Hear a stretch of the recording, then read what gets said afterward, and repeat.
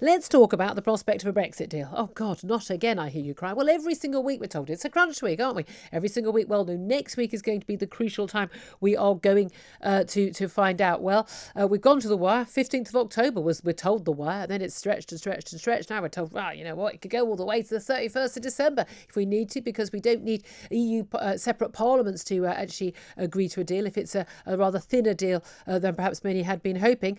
But the hopes that those talks would carry on right now and early next week rather been hit by the fact that we've had yet another positive COVID test among the people doing that negotiation, and everyone is now having to go into self-isolation. But does that mean a deal is off? Let's talk to Ben Habib. He's a former Brexit Party MEP, chairman of Brexit Watch, and now chairman of Unlocked as well. Good morning to you. Good morning, Julia. Brexit talks being thrown into chaos because one of Michel Barnier's team tests positive for coronavirus means everyone's pretty much got to self-isolate for a week. Realistically, a lot of these negotiations have taken place over Zoom. If the Prime Minister of this country can do his work over Zoom, I'm not quite sure what that means that the Brexit talks can't continue, surely. Yeah, absolutely. And, you know, Julia, if a deal was going to be done, it would have already more or less been done. There's nothing that they need to negotiate right now that they wouldn't have already negotiated to the nth degree. Yeah. So the idea that the whole thing comes to a crashing halt because someone's tested positive for COVID just So I mean, you say, look, they've negotiated everything. Everyone knows where everyone stands. Everyone knows what the facts and figures are, whether it's fishing and whether it's state aid or the Northern Ireland Protocol from that issue. Is this now just a matter of political will? It's who blinks first. Is one side going to say, all right, we will compromise on the French and the Spanish having rights to to UK fishing grounds? Is it the UK saying, right, we will give up some of those rights, or we will agree not to give various amounts of state aid to industries in the UK in return for a trade deal? Is it just now a matter of something that will take a matter of moments? People either going yes or no to something rather than long drawn out technical negotiations? Well, I mean, I think it's slightly worse than that, actually, Julia, from a British perspective. I think the EU has sensed that they can get pretty much exactly what they want from the political declaration, signing up to a level playing field, fixed fishing quotas, even a say for the ECJ on a long-term basis in British affairs. I think they sense they can get all of that because the Prime Minister hasn't stuck to any of the self-made deadlines that he set. And I think it's a bit like now a cat playing with a mouse. And the EU's kind of waiting to put in that fatal bite. And I'm beginning to wonder whether they want to force the Prime Minister into the ignominious position of having to extend the transition period. We've always said that we're not going beyond 31st December.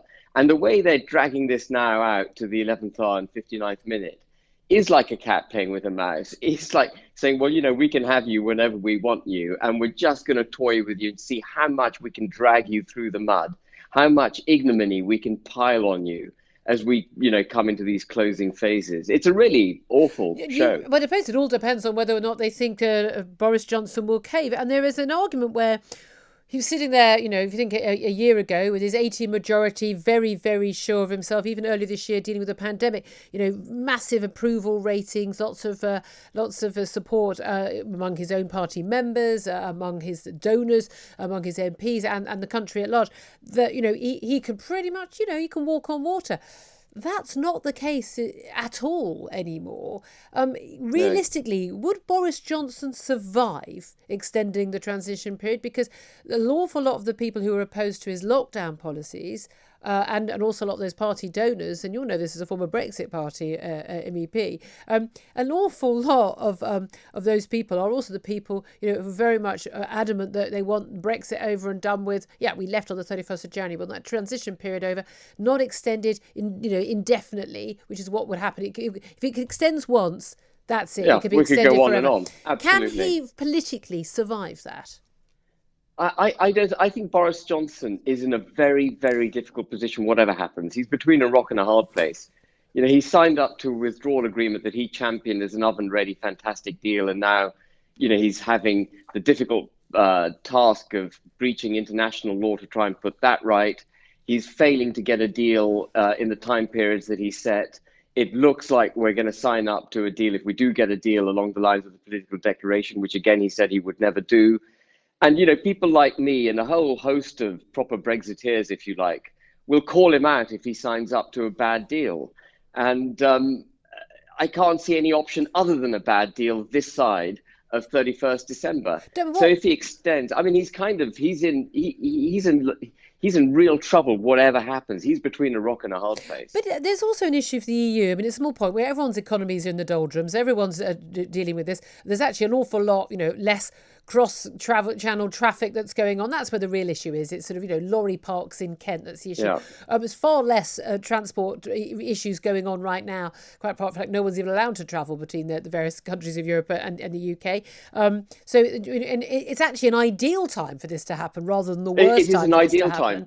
But the crucial thing is, can the EU and all these countries say, yeah, they want to play hardball. The EU wants to stick it to the UK. It's not in the interest of Germany and France to stick it to the UK. They want to sell us cars. They want to sell us champagne. They want to sell us, white goods. They want to sell us agricultural products. I mean, realistically, okay, let's all slap a load of tariffs on and go into World Trade Organization terms. Fine. I mean, I'm perfectly happy with that. I can live with the deal or no deal. I'm not bothered. Out of the EU, that's all that matters to me. But fundamentally, they sell more goods to us. They're the ones, those goods become more expensive. Well, you know what? Then I'm going to start buying New Zealand booze. I'll buy my goods from somewhere else. You're absolutely right. I mean, the EU undoubtedly is chopping off its nose despite its ideological face.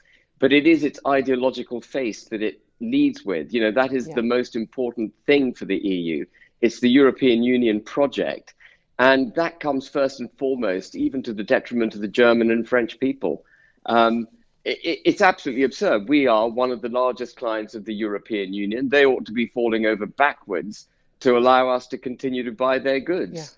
Yeah. And actually, it's been a successive failing in British governments that we haven't recognized that and that we haven't used that negotiating position to drive a proper deal. Mrs. May allowed Project Fear to take hold. She allowed the Northern Irish border to become weaponized. She set deadlines that she never met, and she talked herself into a cocked hat.